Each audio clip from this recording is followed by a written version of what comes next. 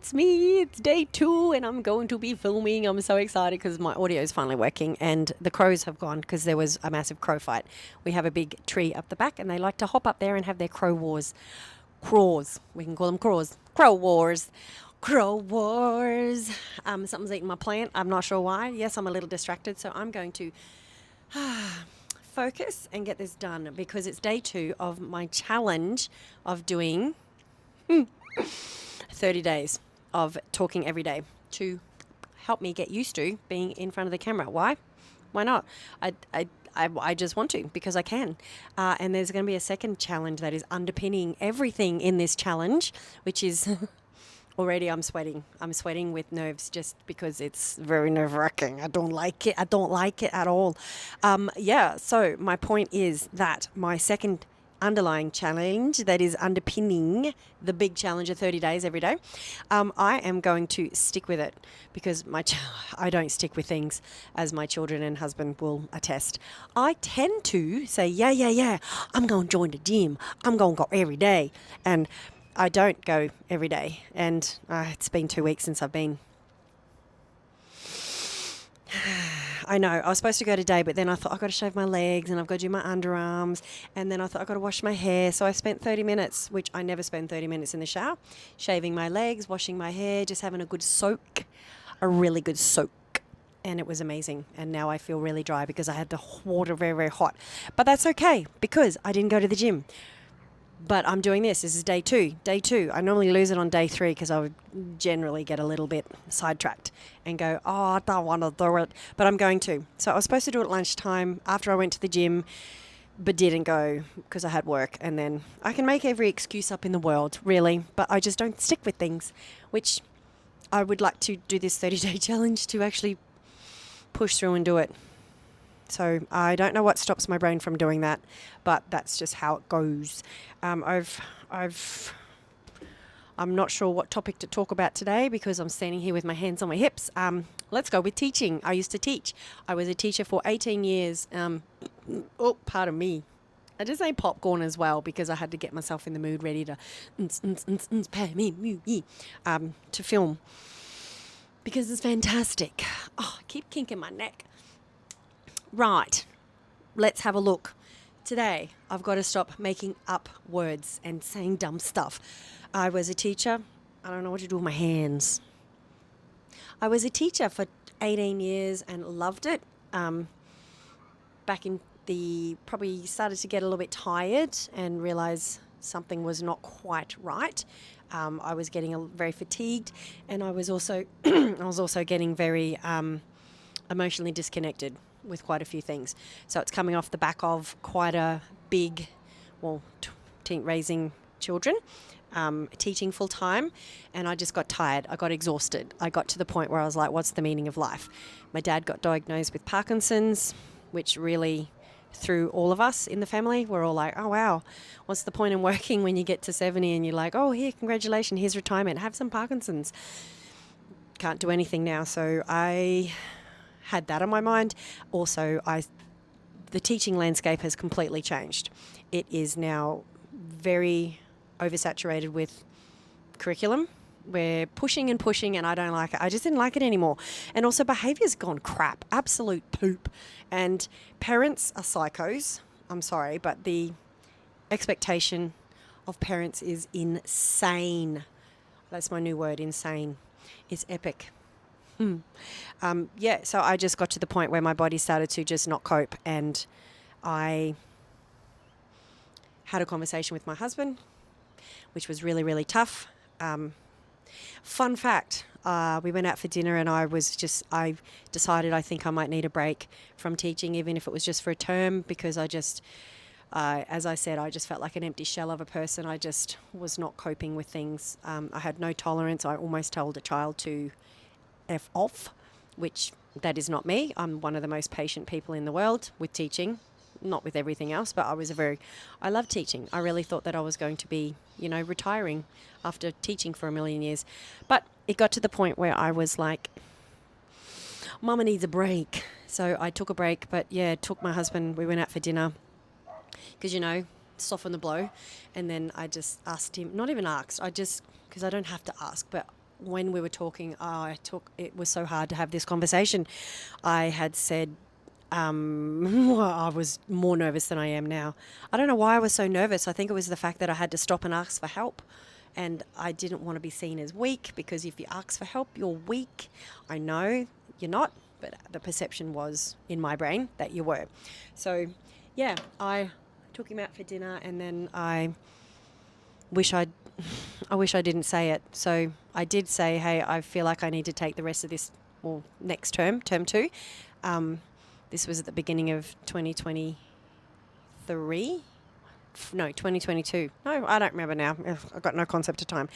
But it was in term 2 that I just went, oh, dude, I am just going to take the term, just a term. I think I just need a term off where I'm just switched off and I can just recoup my brain and get back into a normal pattern, because I was just so emotional.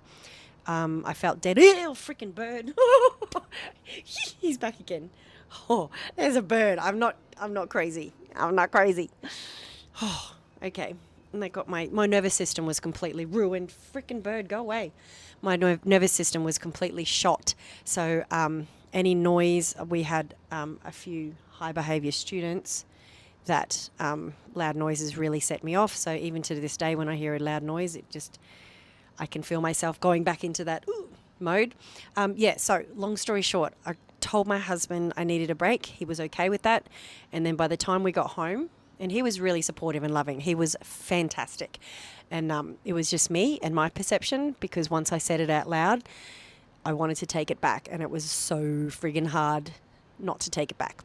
So we get home and I cried. That was on a Friday night, and I had, honestly, without a word of a lie, I cried pretty much all day Saturday. Every time I thought of it, I just felt sick to my stomach that I had to actually ask for help, because it's such a hard thing to do. Not for everybody, I get that. But in my brain, with my childhood stuff that has happened, I did not want to ask for help, because, yeah, we'll unpack that another day. So once I said that, I cried up until Monday morning, and then I had to tell my deputy. So I messaged him, but I just didn't get the courage up, because again, I was so emotional and just couldn't stop crying, to say I'm just going to take a term off. He thought I had something seriously wrong with me, and man, that was a hard conversation. Again, shaking and asking and saying that I'm going to take some time off, just a term, just to see how it goes. That was one of the most excruciating things I've ever had to do, because it was just so uncomfortable. I felt relieved when I did say it, like about 2 weeks later, but the entire freaking time, oh my gosh, this bird's on, the entire freaking time that I had actually got the courage up to say something to my deputy, I had started packing my room every day after school. I just would pack it up a little by little. I didn't want to tell anyone else. I didn't want people to know. I didn't want that perception of them thinking, oh, she's been teaching for so long. Like, she's so weak. She's pathetic. She can't put up with teaching. And that was the narrative in my brain. No one was thinking like that. But in my brain, in my story, if people found out, then they would just go, oh my gosh, what a weak pussy. Given up teaching. Oh, she's so sad. She can't cope. But hey, that was in my narrative. And then again, none of it was true. It was just something that I was telling myself. And obviously when you're in your own head, the stories are true and they get bigger and bigger. And even talking to my husband about it, I just couldn't even talk to him. I would sort of just dump how I was feeling and didn't want to talk about it then, because I have always found it really, really challenging to access my emotions, like to talk about them, because it's just uncomfortable. We don't talk about emotions. Just how I was raised. So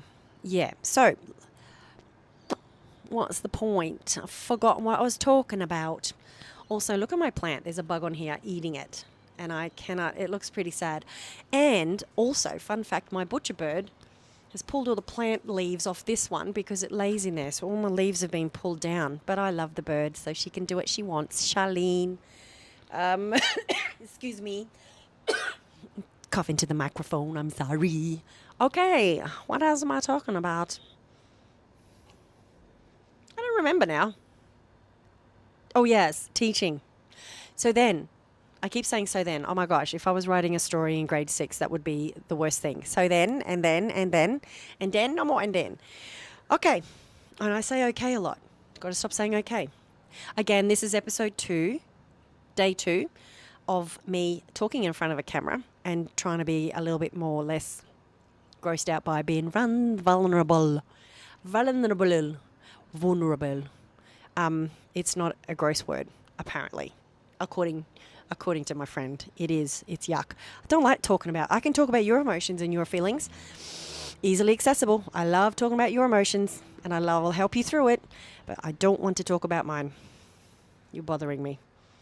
Yes. So I packed up, and then I did take a term off, and it was amazing. But I spent most of my time crying, like in the backyard, just over there. I would sit in the backyard and just cry, and just lay there and just be still and just listen, and really listening to what God was trying to tell me, because He doesn't audibly speak. It's more of a feeling.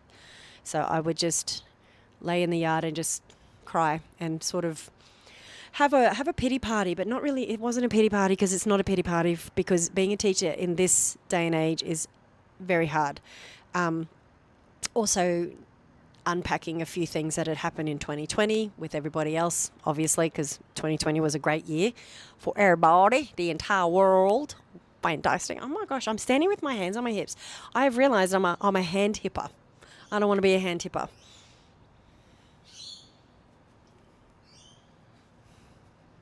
This is just awkward.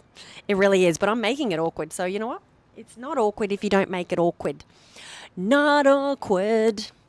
Anyhow, so then after that, oh my gosh, I could talk like this. I could be like epic. There. Yeah. Stop being silly.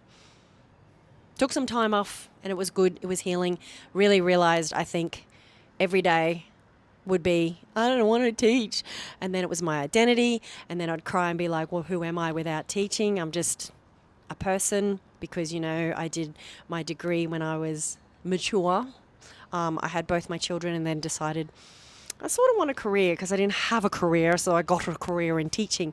And then when you realize you can't do this anymore because you have not got I just didn't want to do it anymore. You know how you just like, it's like Forrest Gump when he just stops and goes, I think I'll go home now. That's how I felt, honestly. It was like the light got turned off, and I know that the light got dimmer and dimmer by the time I got to that point of saying, hey, I need a break. I get that, looking back in hindsight, but at the time, I really struggled. Like, really struggled. I'm not someone who generally has struggles mentally. I'm generally pretty cut and dry. Oh yeah, that's sad. Sort of have my time and then move on. I don't wallow, and it's not putting it against anyone else who wallows. I don't spend a whole lot of time in deep thinking, but this was an absolute earth-shattering, life-changing moment where I realized, you're not a teacher anymore. You can't do this. You can't continue. And my whole identity shifted. The ground literally just shifted beneath me, and my whole nervous system was just in flight mode. And I didn't realize it for about 4 years. I was also going through, and I know that this is a big part of it, I was going through perimenopause, and then I was actually in menopause. So when your hormones leave, they literally packed up and left. I loved my family, but if I never saw them again, it didn't actually bother me, and that's what bothered me, because I had nothing. Even the dog, my son's dog, I absolutely love him to death, and I did love him to death because he's dead. Oh, that's awkward. I shouldn't. I cope. That's how I cope. And you don't have to judge me. And if you do, I don't care. This is me and my story. But I got to the point where even the dog, I was like, I don't care if I don't ever see this dog again. I have nothing. And I've never felt that way before, where I've been so unplugged in to everything. My family is my life. I would literally give my left nut for my kids. I don't have a left nut, but if I did, I would give my left nut for them. And I would lay down, as you do as a parent. So getting to that, then I got on hormone replacement therapy, which your choice if you want to or not. I decided to do it. And then I started sleeping, and then I started the healing journey, which we can talk about that later. But the end of this point, which is a very long point, is I have a runny nose. The long story, I could have just said that and send it in an email, didn't have to blubber on. When your world shifts and you start to go through menopause, premenopause, perimenopause, menopause. I'm now currently postmenopause, and I made the decision along with, a long chats with my best friend, a long chats with my husband, a lot of chats with my circle. My daughter and my son were really good at talking with me and taking out that judgment of, you are a weak bitch for asking for help. You're not weak. Knowing that now, you're not weak when you ask for help. You're literally not. You're actually, it took so much courage to actually stop and tell my husband, hey, I need a break. That was, I think I would go through labor twice, both times again, before having to say that, have that horrible conversation. And it was so nice. He was so loving and caring, he was. But for me, the moment I said, I need help, that's when I really didn't cope. Because I'm a Gen X, so we don't ask for help. And the way I was raised, we don't ask for help. So I know it's not weak, but getting my brain around that has been a journey. Anywho, that's me in a nutshell on day 2. And it got a little deep. But I could have just, TLDR, I could just say I quit teaching, and it's the best decision I've ever made. I'm the happiest I've ever been in, adult life. And I realize I don't want to teach anymore. So that's fantastic. I made a big girl decision to leave teaching. I'm still classed as a teacher because I still have my registration because, I'm not ready to let go of the actual title just yet. So sometimes, actually, we went to Japan last year and people were like, oh, how are you going? And I was like, oh, what do you do? And I'll be like, I'm a teacher. And my husband actually pulled me up and said, why are you telling people that? And I'm like, I don't know. I have no idea. I don't even work in the teaching industry anymore. I'm a clerk. I'm an office worker, which is fabulous.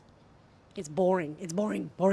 But you know what? I don't have the stress levels, and I am regulated, and I like it, and the people are different.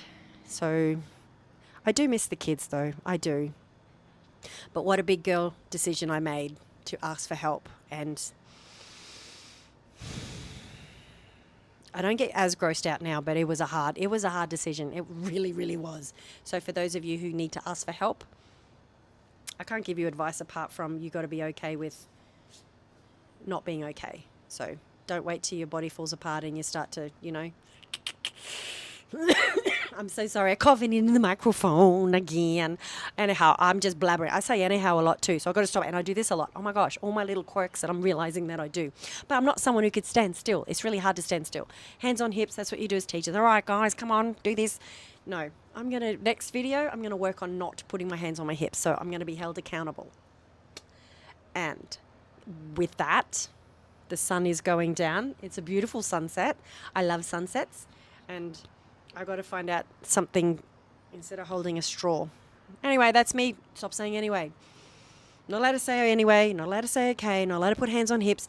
And don't know whether to wear glasses because I can see you, but if I look out there, I can't. So I'm looking like my dad. When you're doing love, I'm not going to say that word. So I did. I still said it. Damn it. I don't know what another word is. Have yourself a wonderful day. Bing bong, stay classy.